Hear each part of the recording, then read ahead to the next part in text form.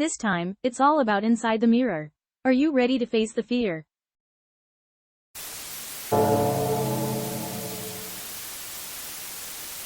This happened quite some time ago. Not particularly terrifying, but an experience I shared with a friend who lived in Ikebukuro. Ikebukuro, beyond its bustling streets, quickly reveals a surprisingly rustic charm. With crows cawing and perching on earthen walls, it's easy to forget you're in Tokyo.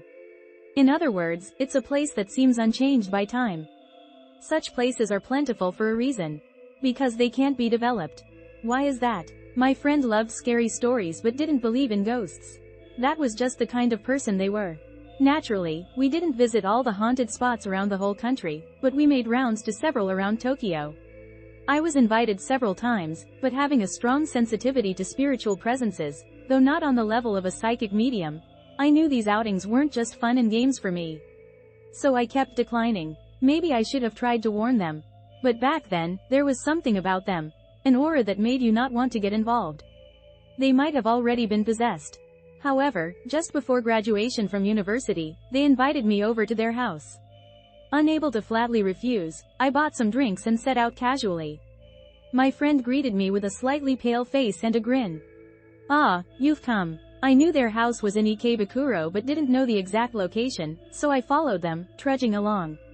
Crows cawed. The day faded and night quickly fell. We ventured further from the bustling streets into a back alley. Walking beside a long cemetery, an indescribable chill enveloped me. This is it. I shivered as my dread reached its peak. There stood a dilapidated house, emerging from the twilight. Where is this? A test of courage. This, here, is the last haunted spot in Tokyo. I was dumbfounded. I had been dragged here by my friend.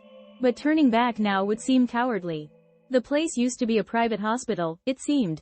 Windows shattered, and walls vandalized in red by reckless bikers with embarrassing graffiti. Yoroshiku. We turned on our flashlights and entered. My friend's face lit up with excitement.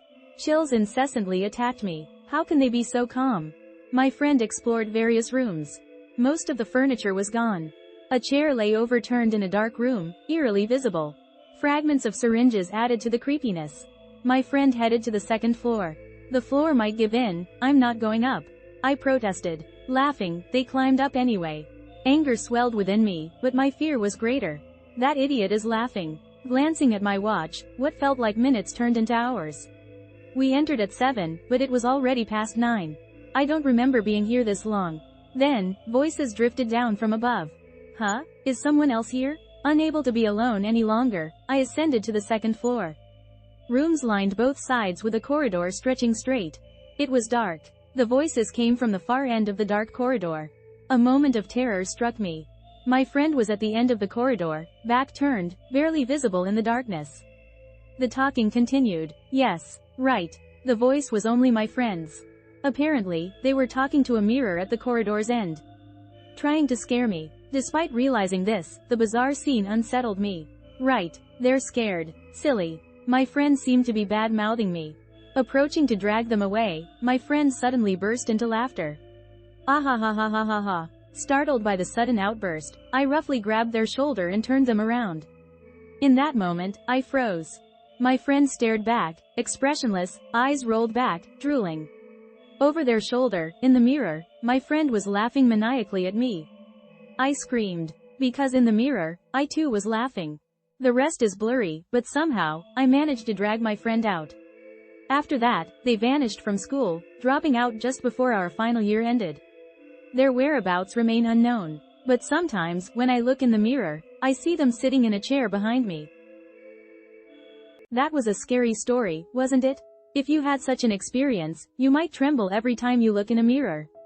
But don't be too scared, it's probably just a made-up story. However, just to be safe, maybe check behind the mirror tonight. Just a precaution, you know. Good night.